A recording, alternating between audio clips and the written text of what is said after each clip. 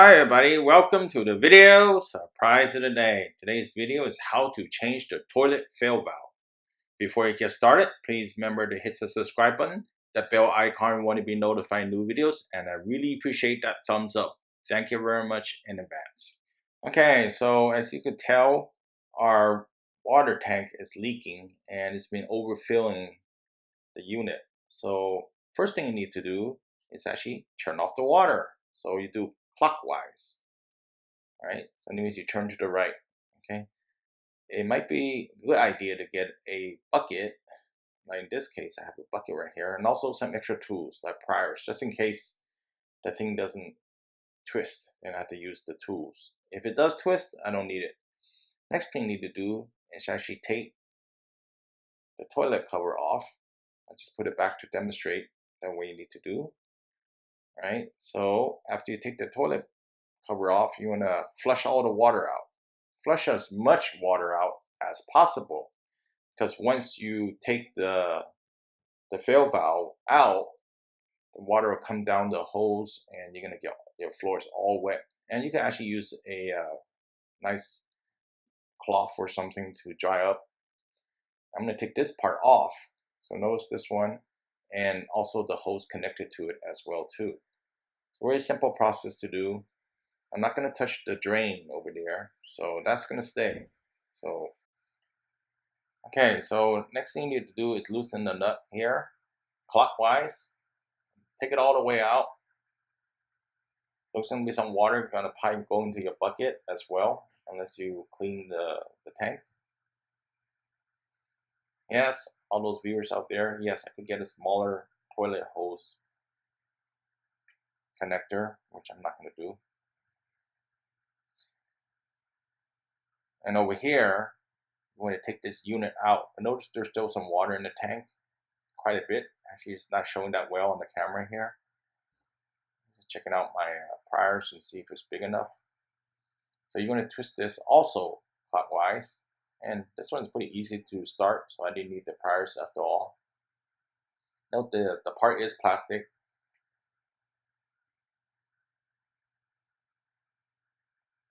So once I lift this thing, you can see the water going down the drain.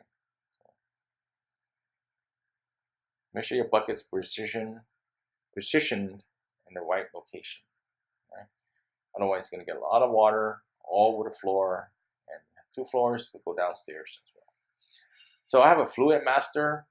This is the Fluidmaster Max. So it's probably a newer product, and you got just the water level as needed. But you know, there are other ones you can use, the basic Fluidmaster or some other brand. You know, also comes with some components and also the manual as well. Pretty easy to set up. Some units you can adjust the height as well, but I'm not going to play with the height too much. You know, out of the box works always perfectly. If not, then I'll adjust it. I'm just going to put that through the little drain and also run this hose down here. I'll fix that later. Here's the component. I need the plastic nut to tie it in, to lock it in place. Then the water won't come down.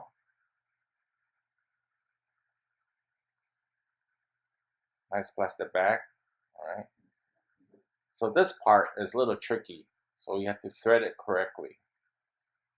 Remember, it's a plastic. That's the nut that you need to thread in. The angle has to be right before it goes into the unit.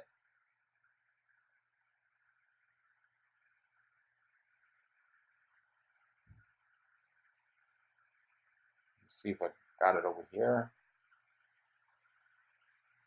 Yep. So I'm just gonna do counterclockwise. So that's the motion you need to do to thread it back. You don't want to make it super tight, but you know, just hand tight is okay. Yeah, should be tight enough. Don't want to overdo it.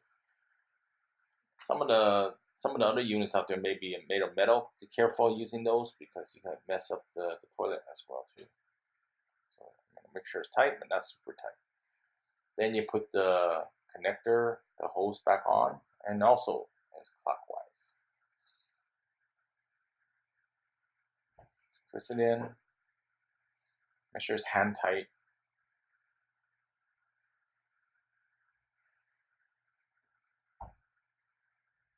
There you go.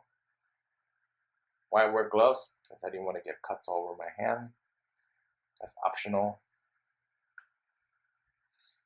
Okay, I'm going to turn on the water a little bit at a time just to see if there are any leaks. If you turn on all one time, if there's a lot of leaks, you're in trouble, right?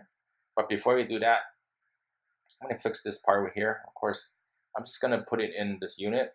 Because it's a problem, I'll cut the hose a little bit over here. And my assistant holding the camera, of course.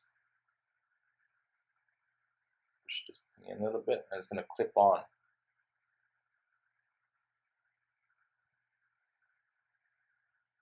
Let's get it to clip over here. Oh, I messed the water level line.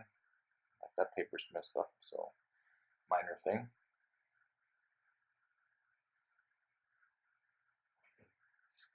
So now I'm going to turn on the water a little bit at a time. Get this out of the way.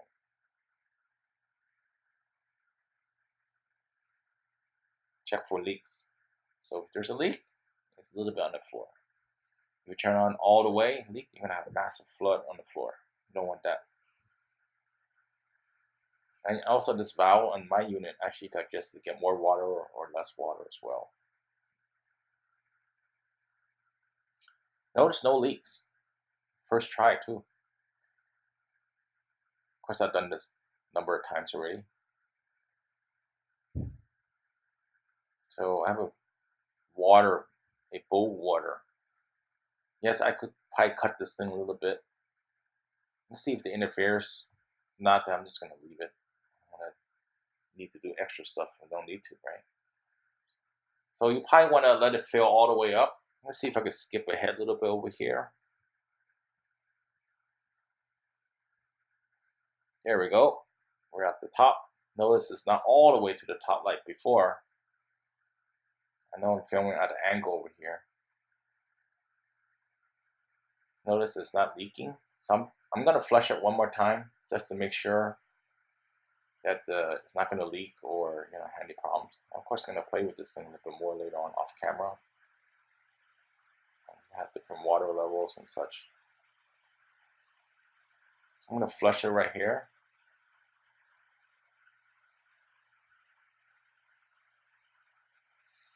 And let it fill back up.